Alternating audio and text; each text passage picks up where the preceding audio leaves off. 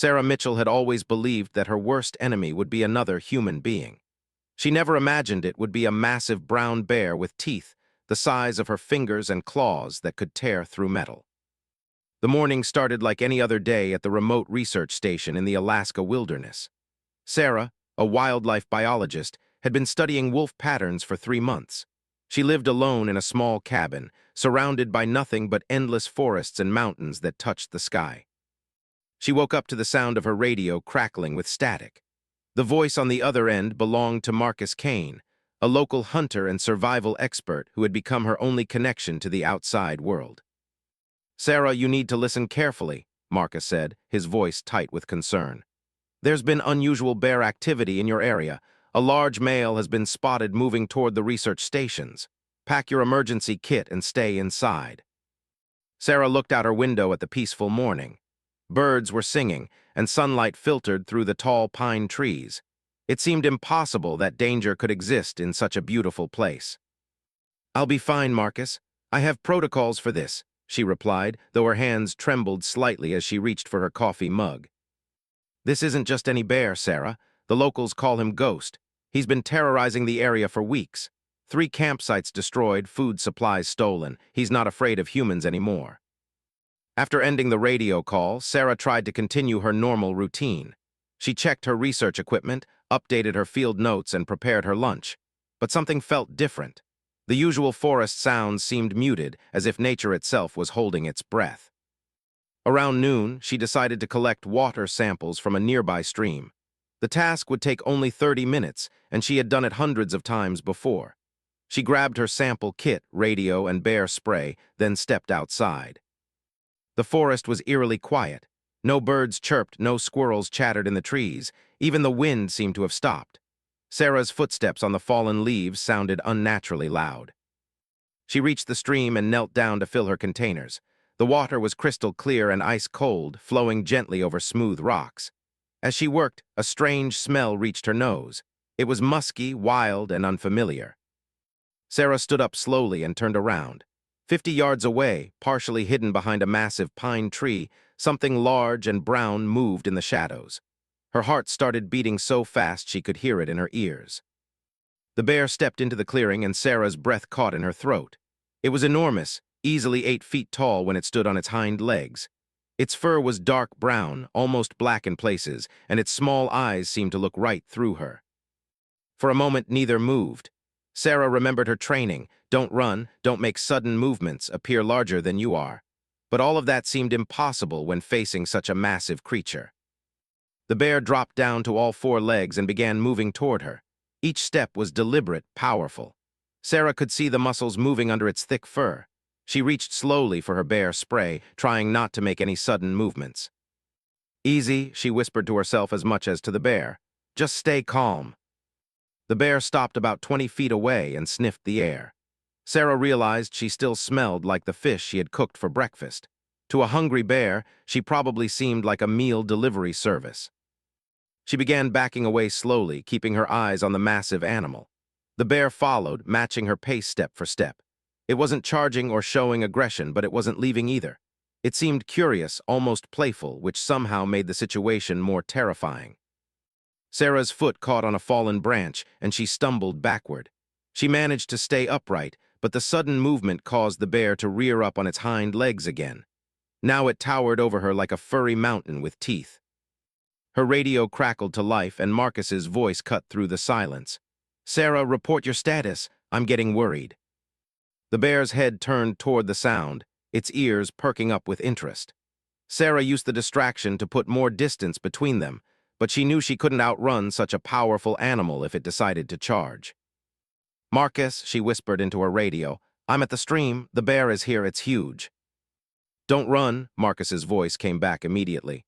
"Stay calm. Bears usually don't attack unless they feel threatened. Can you get to higher ground?" Sarah looked around frantically. To her left was a steep rocky slope that led up the mountainside. It would be difficult to climb, but it might give her an advantage. Bears were excellent climbers, but the rocky terrain might slow this one down. She started moving toward the slope, keeping her movements slow and steady. The bear watched her with what seemed like mild interest, as if she were an entertaining television show. When she reached the base of the rocky slope, Sarah realized her mistake. The climb was much steeper than it had looked from a distance. Loose rocks and crumbling soil made every step dangerous, but she had no choice now. She began climbing, using her hands to grab onto rocks and roots. Behind her, she could hear the bear moving, but she didn't dare look back. Each step up the slope was a struggle, and several times loose rocks nearly caused her to fall. About halfway up the slope, she finally risked a glance down. The bear was following her, climbing with surprising grace for such a large animal. Its powerful claws dug easily into the rocky surface, and it seemed to be gaining on her. Sarah's muscles burned with effort, and her lungs struggled to get enough air in the thin mountain atmosphere. She was in good physical condition, but this kind of climbing demanded everything she had. As she climbed higher, the slope became even steeper and more dangerous. One wrong move would send her tumbling down toward the waiting bear, but stopping wasn't an option either. Her radio crackled again. "Sarah, what's your situation?" "Climbing," she gasped between breaths. "It's following me." "Keep going. There's a narrow ledge about 100 feet up. If you can reach it, the bear might not be able to follow." Sarah looked up and could just make out a narrow shelf of rock jutting from the cliff face. It looked impossibly far away, but it was her only hope. She forced herself to climb faster, ignoring the burning in her muscles and the terror in her chest. Below her, the bear continued its steady pursuit, never seeming to tire or struggle with the difficult terrain. Just as her strength began to fail, Sarah's hand found the edge of the ledge. She pulled herself up with the last of her energy and collapsed on the narrow strip of rock. It was barely wide enough for her to sit, and the drop below was now terrifyingly steep. The bear reached the bottom of the vertical cliff face and stopped. It looked up at her with what she could only describe as disappointment, like a child whose toy had been placed on a high shelf.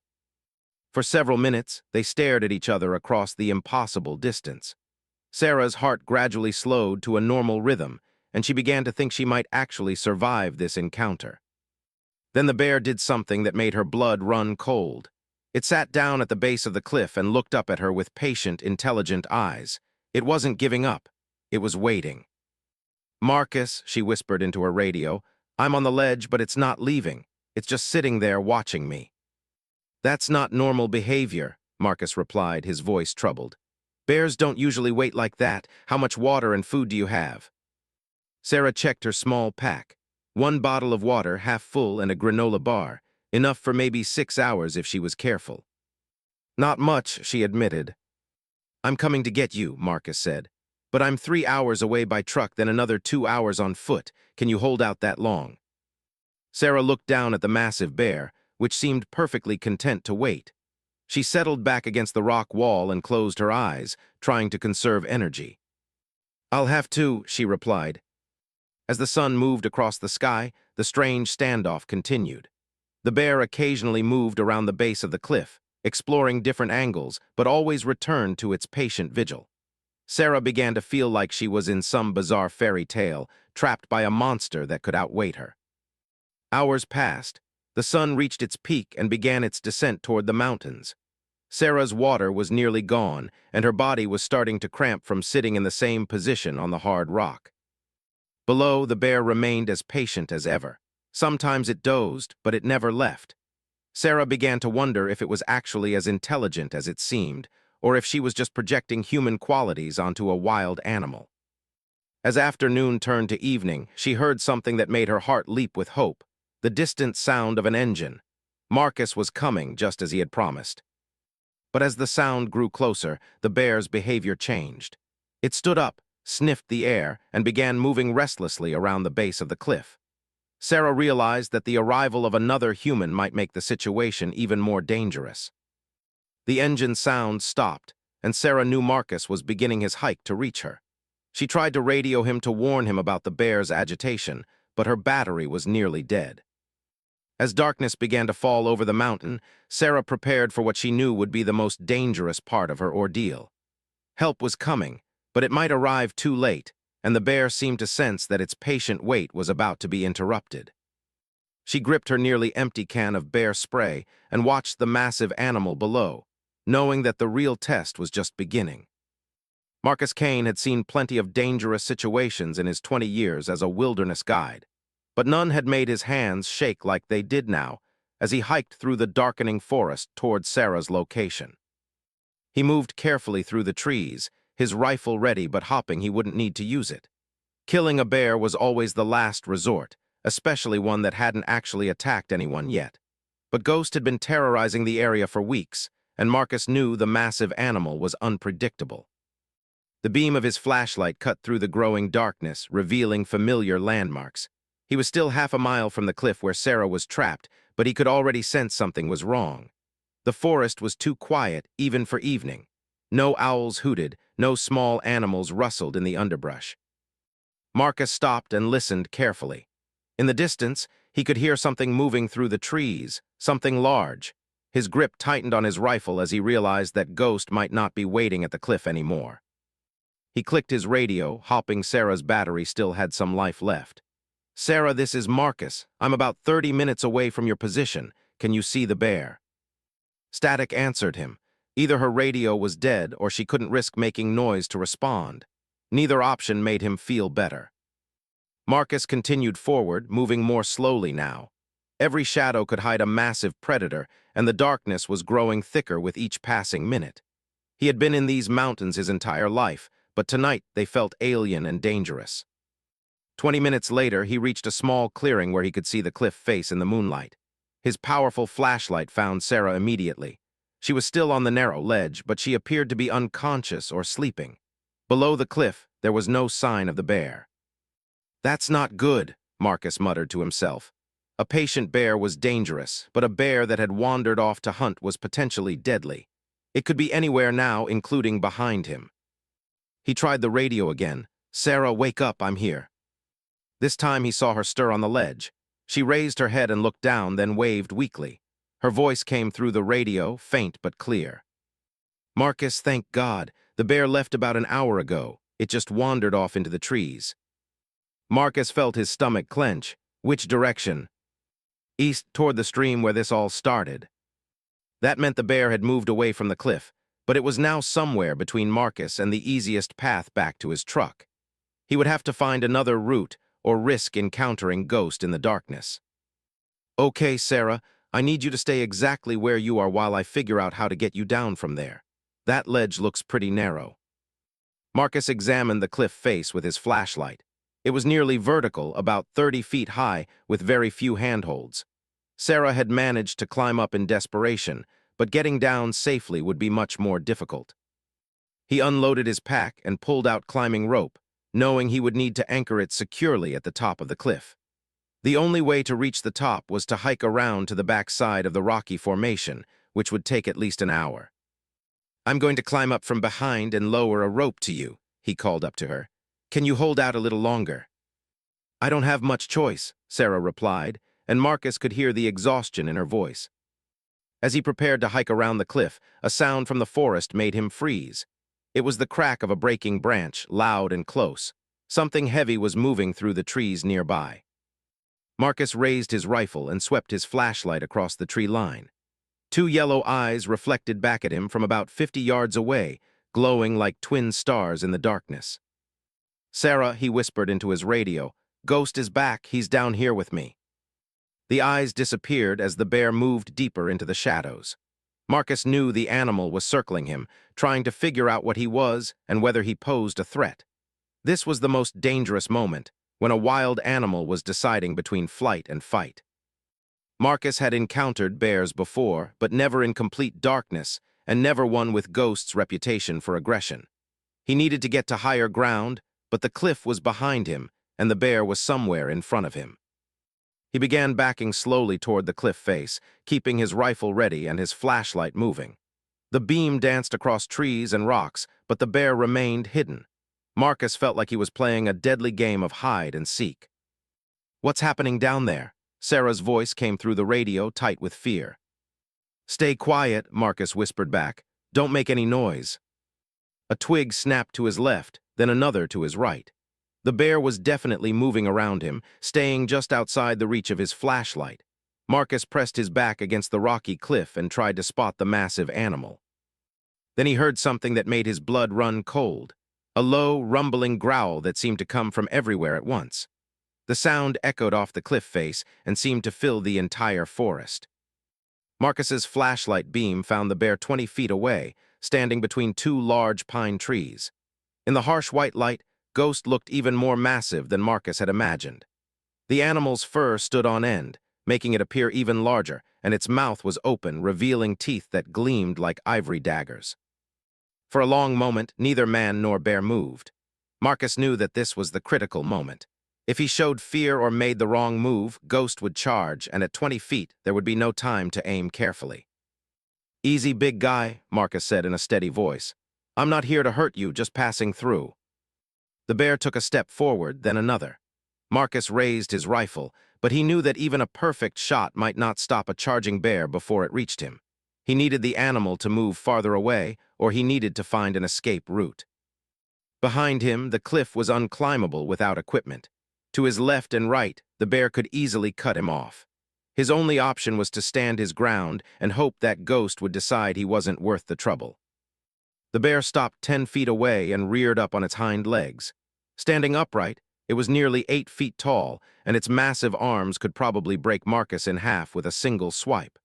The animal swayed slightly as it studied the human in front of it. Marcus kept his rifle aimed at the bear's chest, though his hands were shaking now. He had killed animals before, but only for food or when they posed an immediate threat to human life. He didn't want to shoot unless he absolutely had to. "Come on," he whispered. "Just walk away, there's nothing here you want." The bear dropped back to all four legs and took another step forward. Now it was close enough that Marcus could smell its musky scent and see the intelligence in its dark eyes. This wasn't just a mindless predator. This was a thinking, calculating animal that was trying to decide what to do with the human who had invaded its territory. Above them, Sarah watched in terror from her narrow ledge. She could see the standoff playing out below, but there was nothing she could do to help. Her radio battery was nearly dead, and she had no weapons except the empty can of bear spray. The tension stretched on for what felt like hours, but was probably only minutes. Marcus's arms began to ache from holding the heavy rifle, and sweat ran down his face despite the cool mountain air. Then something unexpected happened. Ghost turned his massive head and looked up at Sarah on the ledge. For a moment, his attention was completely focused on her, as if he was remembering their earlier encounter. Marcus seized the opportunity. He took a careful step sideways, trying to move away from the cliff face without triggering the bear's predatory instincts. Ghost's attention snapped back to him, but the animal didn't advance. "That's right," Marcus said quietly. "I'm leaving, no trouble here." He took another step, then another, moving slowly along the base of the cliff. The bear turned to keep him in sight but didn't follow. Marcus continued his careful retreat until he reached a fallen log that would give him some cover. From behind the log, he watched as Ghost seemed to lose interest in him. The massive animal wandered back toward the trees, disappearing into the shadows as quietly as it had appeared. Marcus waited for several minutes, making sure the bear was really gone, before speaking into his radio again. "Sarah, I think it's moved off again. I'm going to try to get around to the top of the cliff." "Be careful," came her weak reply. "I don't think my radio will last much longer." Marcus shouldered his pack and began the long hike around the rocky formation. The forest seemed to press in around him as he walked, and every sound made him stop and listen. Ghost could be anywhere, and Marcus knew the bear was probably still aware of his presence. The hike to the back of the cliff took longer than expected. The terrain was rough, full of fallen trees and hidden rocks that caught his feet in the darkness. Several times he had to backtrack when he encountered impassable obstacles. When he finally reached the top of the cliff, Marcus was exhausted and on edge. He anchored his climbing rope to a sturdy pine tree and tested it carefully before lowering the end down to Sarah. "Rope coming down," he called softly. The rope fell within a few feet of Sarah's ledge. She grabbed it gratefully and began preparing for the difficult descent. Her muscles were stiff from hours of sitting, and her hands were weak from cold and fatigue. "Take your time," Marcus called down to her. "Better slow and safe than fast and dangerous." Sarah wrapped the rope around her body in a basic rappelling position and began lowering herself from the ledge. Every foot of progress was a struggle, and several times she had to stop and rest. As she descended, both she and Marcus listened carefully for any sign that Ghost had returned. The forest remained quiet, but that could mean the bear was nearby and simply being stealthy. When Sarah was about halfway down the cliff face, she heard something that made her stomach drop, the low rumble of another growl coming from directly below her. Marcus's flashlight beam found the bear immediately. Ghost had returned and was now standing at the base of the cliff, looking up at Sarah as she dangled helplessly on the rope. The animal seemed fascinated by this new development. "Don't move," Marcus called down to her. "Just hang there for a minute." Sarah clung to the rope, her arms burning with effort, as the bear below studied her with what seemed like curious intelligence. She was suspended between the ledge above and the waiting predator below, with nowhere to go and no way to defend herself. Marcus aimed his rifle at the bear, but taking the shot would be risky with Sarah so close to the target. One miss or one ricochet off the rocky cliff could be deadly. As the dangerous standoff continued, Sarah felt her grip on the rope beginning to weaken. Her arms were shaking with fatigue, and she knew she couldn't hold her position much longer. "Marcus," she called up weakly, "I can't hold on much longer." Below her, Ghost seemed to sense her desperation. The massive bear rose up on its hind legs again, bringing its claws within a few feet of Sarah's dangling boots. Marcus knew he was running out of options. In a few minutes, Sarah would fall, and there would be nothing he could do to save her from the waiting predator below. Sarah's arms screamed with pain as she clung to the rope, suspended between safety and the massive bear waiting below. Her sweaty palms were slipping despite her desperate grip, and she could feel her strength failing with each passing second. Below her, Ghost stood on his hind legs, his enormous claws reaching upward like grasping fingers.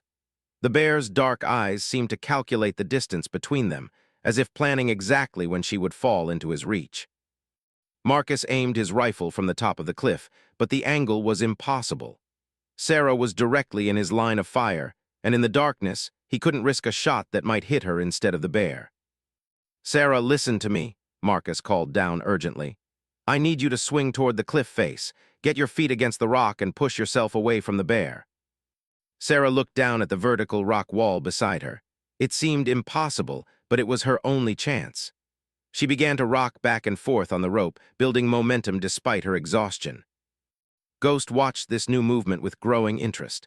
The bear dropped back to all four legs and began packing at the base of the cliff, following Sarah's swinging motion like a cat watching a dangling toy. On her third swing, Sarah managed to get her feet against the rocky surface. She pushed hard with her legs, sending herself in a wide arc away from the cliff face and away from the waiting bear. But the movement put even more strain on her tired arms. She felt her grip slipping dangerously, and she knew she had only seconds before she would fall. "Hold on," Marcus shouted. "I'm coming down." Marcus grabbed the rope and began rappelling down the cliff face as fast as he dared, his rifle slung across his back. He moved with the skill of someone who had spent years in the mountains, but even his expert speed might not be fast enough. As Marcus descended, Ghost's behavior changed dramatically.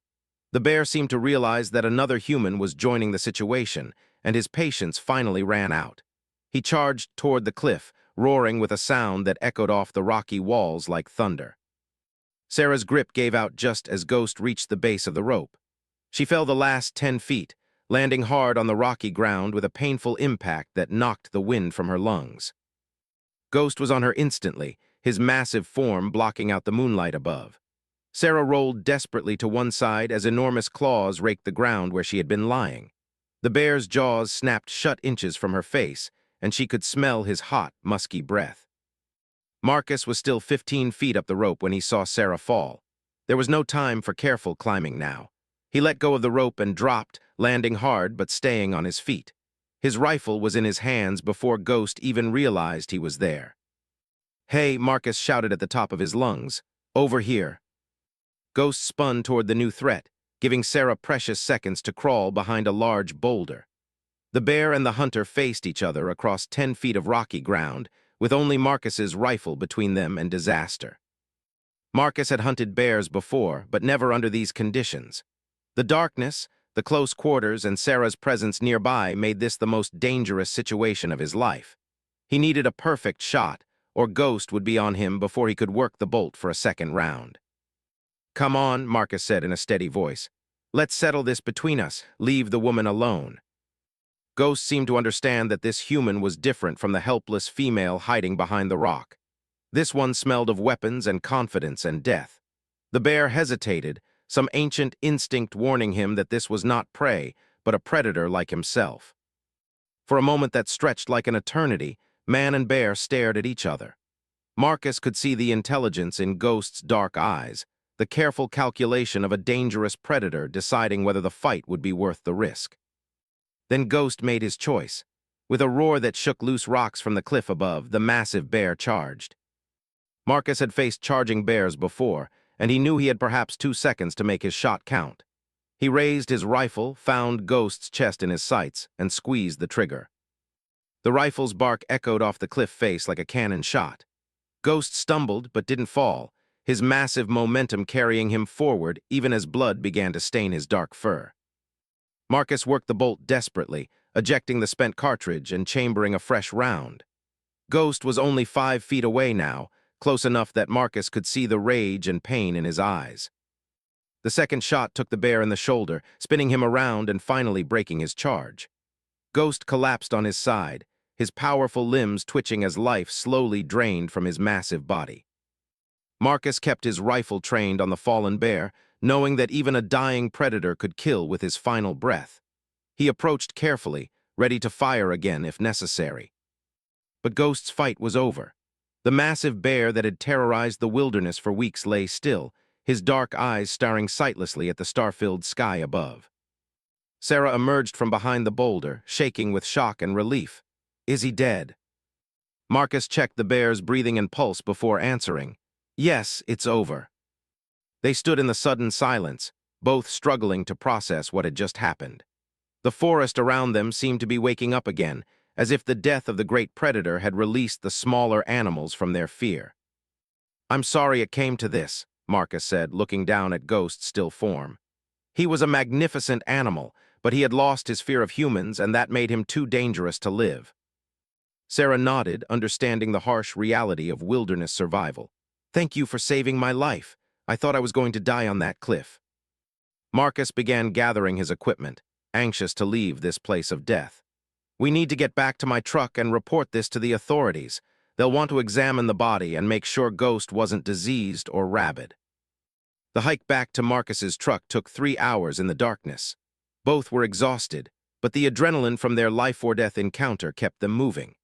Sarah leaned heavily on Marcus's arm, her body aching from hours of clinging to the narrow ledge and the hard fall at the end. As they walked, Sarah found herself thinking about the strange intelligence she had seen in Ghost's eyes. The bear had seemed almost human in his patience and planning, as if he were playing a complex game rather than simply following instinct. "Why do you think he waited so long at the cliff?" she asked Marcus as they navigated through the dark trees. Marcus was quiet for several minutes before answering. "I think Ghost was more than just a wild animal. Bears that lose their fear of humans often become problem animals because they're too smart for their own good. He might have been testing you, trying to figure out if you were a threat or just an interesting puzzle to solve." They reached Marcus's truck just as the first light of dawn began to appear over the mountains. Sarah collapsed gratefully into the passenger seat, finally allowing herself to believe that she was truly safe. As Marcus started the engine and began the long drive back to civilization, Sarah looked back at the mountains where Ghost had lived and died. She felt a strange mixture of relief and sadness, grateful to be alive, but sorry that such a magnificent creature had met such a violent end. "Do you think there are others like him out there?" she asked. Marcus considered the question as he navigated the rough mountain road. "Probably. The wilderness is changing and the animals are adapting. Some of them are getting smarter, more aggressive. This won't be the last encounter like this." Sarah nodded, understanding that her experience with Ghost was part of a larger pattern of conflict between humans and wildlife. As civilization pushed deeper into wild places, these encounters would only become more common. When they finally reached the ranger station, Sarah gave her full report to the authorities. She described every detail of her encounter with Ghost, from the first sighting at the stream to the final confrontation at the cliff. The rangers listened with grave attention, taking notes and asking detailed questions. Ghost's aggressive behavior and lack of fear around humans had made him a serious threat to anyone who ventured into his territory. "You were lucky," the chief ranger told Sarah. "Ghost had killed livestock and destroyed property, but you're the first person to actually encounter him face to face and survive. Most people wouldn't have had the presence of mind to climb that cliff." Over the following weeks, Sarah's story spread through the small mountain communities. Some people called her brave, others said she was foolish for being alone in bear country. But everyone agreed that her encounter with Ghost was extraordinary. Sarah returned to her research work, but she never forgot the lessons she learned during those terrifying hours on the cliff.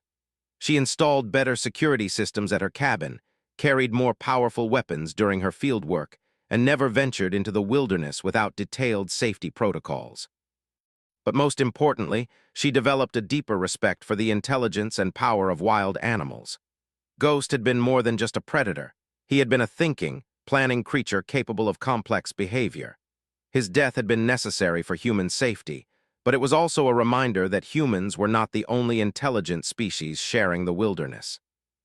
Months later, when Sarah was safely back in her university office writing up her research, she would sometimes dream about those dark eyes watching her from the forest. In her dreams, Ghost was still alive, still patient, still waiting with the endless persistence of the wild. She never returned to that particular research station, but she continued her work in other parts of the wilderness. Each time she ventured into bear country, she remembered the lesson Ghost had taught her. Humans might think they owned the wilderness, but they were really just visitors in a world that belonged to creatures far older and wilder than themselves. The story of Sarah and Ghost became a cautionary tale told around campfires and in ranger stations throughout the region. It reminded people that the wilderness was still wild, still dangerous, and still home to creatures that could challenge human dominance with intelligence, patience, and deadly force. Ghost's body was examined by wildlife biologists, who confirmed that the bear had been healthy and uninjured prior to the shooting. His aggressive behavior appeared to be learned rather than the result of disease or injury, making him even more dangerous than a typical problem bear. The examination also revealed that Ghost was older and larger than initially estimated, probably weighing close to 800 pounds and aged around 15 years. He had been the dominant male in his territory for years, which explained his confidence around humans and his lack of natural fear. Sarah's encounter with Ghost changed wildlife management policies in the region. New protocols were established for dealing with habituated bears, and researchers working alone in remote areas were required to carry emergency beacons and more powerful deterrent weapons. The cliff where Sarah had taken refuge became known locally as Ghost's Cliff, a reminder of the day when human intelligence and determination had faced off against wild cunning and primal power. The narrow ledge where she had waited in terror for hours was marked with a small plaque commemorating her survival and Ghost's death. Years later, Sarah would sometimes return to visit the memorial, standing at the base of the cliff and remembering the most terrifying and transformative experience of her life. She would look up at the narrow ledge and wonder how she had found the courage to climb those rocks with death pursuing her from below. The wilderness around Ghost's Cliff remained largely unchanged, but the memory of that deadly encounter served as a permanent reminder that humans entered the wild places at their own risk, and that some confrontations between human and animal could only end with the death of one or the other.